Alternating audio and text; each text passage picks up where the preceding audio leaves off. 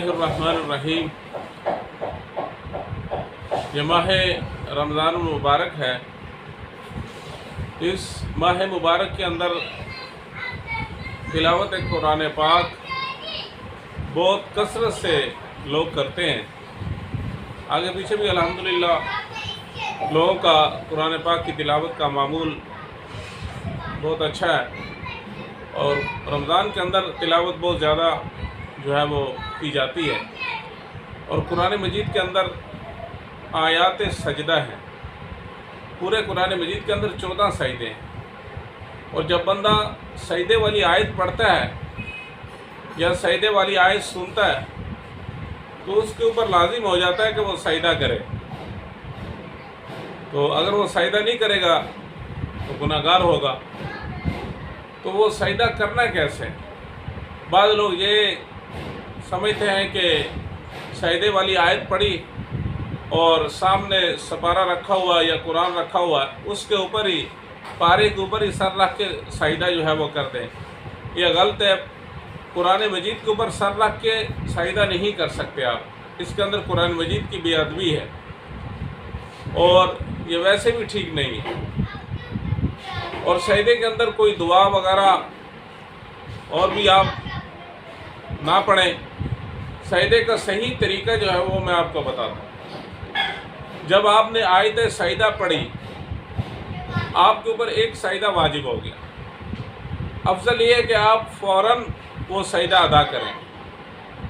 तो बाद लोग ताख़ीर करते हैं, सजदे जो है वो जमा करते रहते हैं, सारा कुरान मजीद तिलावत करके फिर सजदे अदा करते हैं।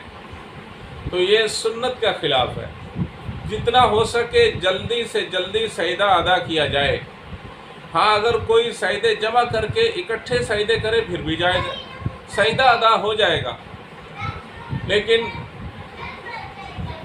फौरी अदा करना ये बेहतर है, इसलिए कि आप इस इंतज़ार के अंदर है कि कुरान मजीद ख़त्म होगा, फिर 14 सजदे इकट्ठे कर लेंगे तो ज़िंदगी का कोई पता नहीं है। आप कुरान मजीद के ख़त्म के इंतज़ार में हैं तो आपकी ज़िंदगी वफा न करे, ज़िंदगी पहले ख़त्म हो जाए तो वो सजदे आपके ज़िम्मा वाजिब रह जाएंगे। तो इसलिए जैसे ही आप कुरान पाक की तिलावत कर रहे हैं, आयात सजदा आपने तिलावत की, उसके फ़ौरी बाद आप वो सजदा कर लें, अपने ज़िम्मा से वो फ़र्ज़ अदा कर दें। इसलिए कि ज़िंदगी का कोई पता नहीं, ताख़ीर ना करें। अगर ताख़ीर करके सारे सजदे इकट्ठे करके अदा करें फिर भी जायज़ है। तो इसका तरीका ये है, अफजल तरीका ये है कि आपने खड़े होकर सजदे की नीयत से अल्लाहु अकबर कह के सजदे में चला जाना है और 3 दफ़ा सुबहान रब्बियल आला, सुबहान रब्बियल आला, सुबहान रब्बियल आला सजदे वाली तस्बीह पढ़नी और उसके बाद अल्लाहु अकबर कह के खड़े हो जाना है, उठ जाना है सजदे से। सलाम नहीं है इसके अंदर, सलाम नहीं फेरना, नीयत नहीं बांधनी। ये अफजल तरीका है खड़े होकर सजदे में जाना। अगर आप बैठकर सजदे में जाएं, बैठकर अल्लाहु अकबर कह के सजदे में चले जाएं, 3 दफ़ा सजदे वाली तस्बीह पढ़ें सुबहान रब्बियल आला और उसके बाद अल्लाहु अकबर कहकर उठ जाएं, फिर भी ठीक है। दोनों तरीके ठीक हैं। खड़े होकर सजदे में चले जाएं फिर भी ठीक है, बैठकर सजदे में चले जाएं फिर भी ठीक है। तो अफजल तरीका उलमा ने खड़े होकर सजदे में जाना ये लिखा है। और दूसरा ये सजदा तिलावत जो है ये ज़वाल के वक़्त जायज़ नहीं है।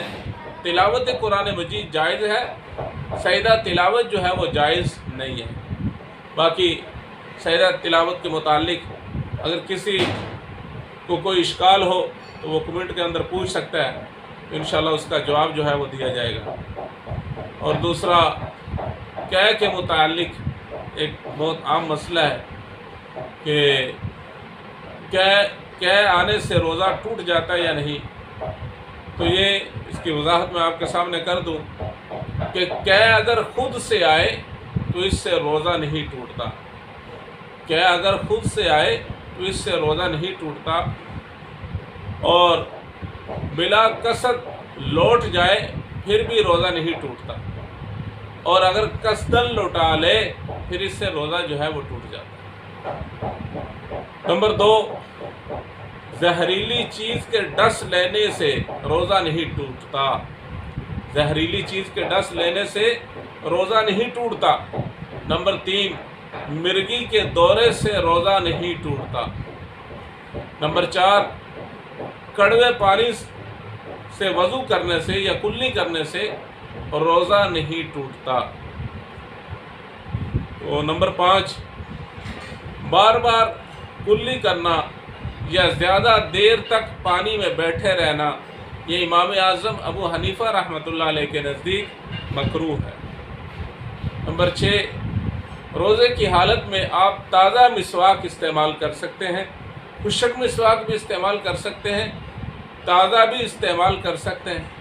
तो मिसवाक के इस्तेमाल करने से रोज़े के ऊपर कोई फ़र्क नहीं पड़ता, ना ही रोज़ा मकरूह होता है, ना ही रोज़ा टूटता है। अल्लाह जल्ल शानुहु रमज़ान की बरक़ात जो है वो नसीब फरमाए।